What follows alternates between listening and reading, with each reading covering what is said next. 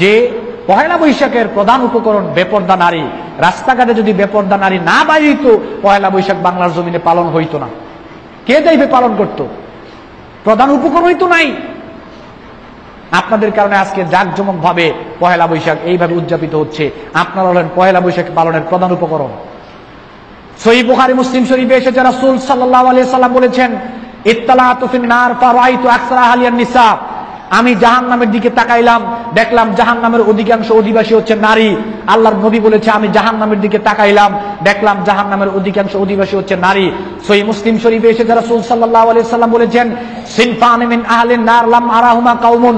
দুই দল লোক জাহান্নামে, তাদের সাথে এখন আমার সাক্ষাৎ হয় নাই। এর মধ্যে এক দল হচ্ছে ওয়া নিসাউন কাসিয়াতুন আরিয়াতুন মাইলাতুন মুমিলাতুন কাসনিমাতুল বুখতিল মাইলা লা ইয়াদখুলনাল জান্নাহ। যেই নারী কাপড় পরার পরও তার শরীরে অবয়ব বোঝা যায়, যেই নারী কাপড় পরার পরও তার ভিতরের অংশ দেখা যায়, যেই নারী কাপড় পরার মাধ্যমে অন্যকে তার দিকে আকৃষ্ট করতে চায়, নিজেও অপরের দিকে আকৃষ্ট হতে চায়, যেই নারীর চুল উঁচু কুচু থাকে, আল্লাহর নবী বলেছেন লা ইয়াদখুলনাল জান্নাহ, ওই নারী জান্নাতে যাবে না।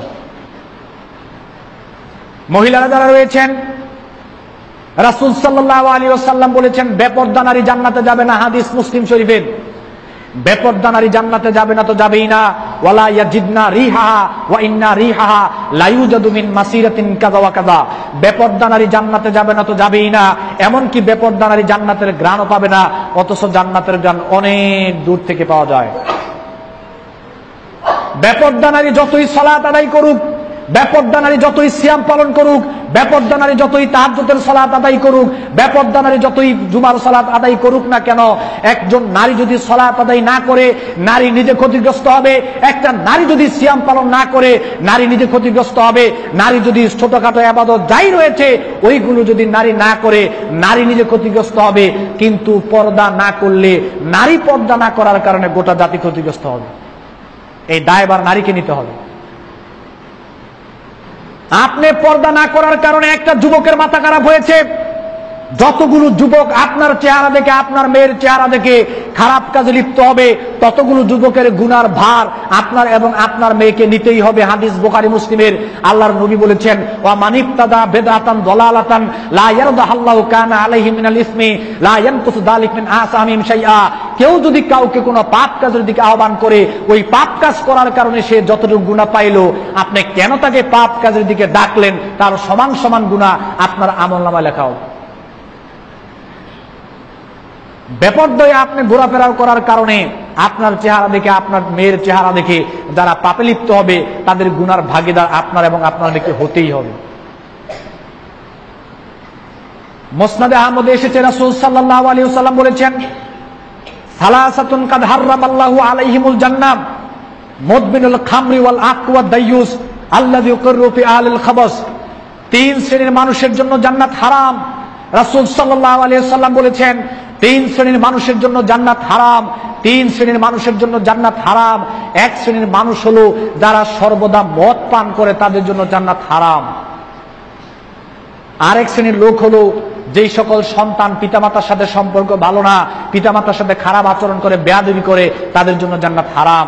আরেক শ্রেণীর মানুষ হচ্ছে যেই পরিবারে পর্দার লেশ মাত্র নাই, স্ত্রী কোথায় যায় স্বামী খবর রাখে না, মেয়ে কোথায় যায় স্বামী খবর রাখে না, ওই পরিবারে, যেই পরিবারে পর্দা নাই, ওই পরিবারের জন্য জান্নাত হারাম।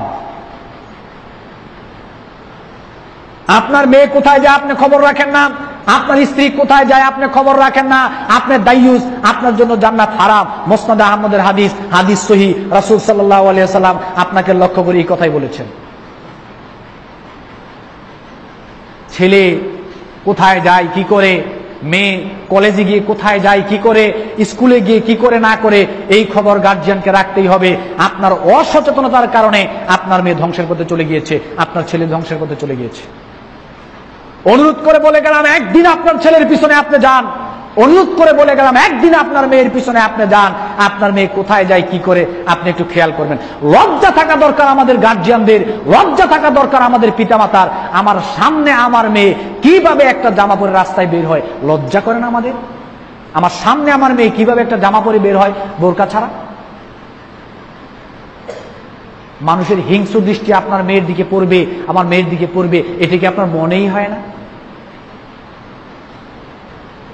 আপনার পরিবার ধ্বংসের জন্য দায়ী আপনি, আপনার ছেলে মেয়ে নষ্ট হয়ে যাচ্ছে দায়ী আপনি, আপনার স্ত্রী নষ্ট হয়ে যাচ্ছে দায়ী আপনি। আপনি অসচেতন, আপনাকে আদি সচেতন হতে হবে। আপনার পরিবারকে যদি কন্ট্রোল করতে চান, দুনিয়াও যদি ঠিক রাখতে চান, পরকালও যদি ঠিক রাখতে চান, আপনাকে এক্ষুনি সচেতন হতে হবে। বাধ্য করতে হবে আপনার স্ত্রীকে পর্দা করার জন্য, বাধ্য করতে হবে মেয়েকে পর্দা করার জন্য। খোঁজ খবর রাখতেই হবে তারা কোথায় যায়। গার্জিয়ান হিসেবে আপনার একটা দায়িত্ব অবশ্যই পালন করতে হবে। পালন না করে বিকল্প কোনো রাস্তা নাই। পয়লা বৈশাখ উদযাপিত হয়েছে আমাদের ছেলে মেয়েদের দ্বারা, আমাদের স্ত্রী সন্তানদের দ্বারা পয়লা বৈশাখ খুব ভালোভাবে উদযাপিত হয়েছে। বলতেছিলাম সম্মানিত মসজিদের মুসল্লিন, পয়লা বৈশাখ পালনের প্রধান উপকরণ ছিল বেপরদা নারী। পয়লা বৈশাখের দ্বিতীয় উপকরণ ছিল গান বাজনা। এদেশের মাটিতে পয়লা বৈশাখ পালিত হয় গান বাজনা, গায়িকা নায়িকা নর্তকী বেপরদা নারীদেরকে দিয়ে, আর উদযাপিত হয় সকালবেলায় ইলিশ মাছ দিয়ে পান্তা ভাত খেয়ে। মুসলমানের জন্য এই সমস্ত কিছু হারাম, মুসলমানের জন্য এই সমস্ত কিছু হারাম। যেই ব্যক্তি জুমার সালাতে আল্লাহকে সেজদা দিবে, যেই ব্যক্তি কালেমার উপর ঈমান আনবে, ওই ব্যক্তির জন্য ওইগুলো পালন করা হারাম। আরেকটা কাজ আছে, আরেকটা কাজ হলো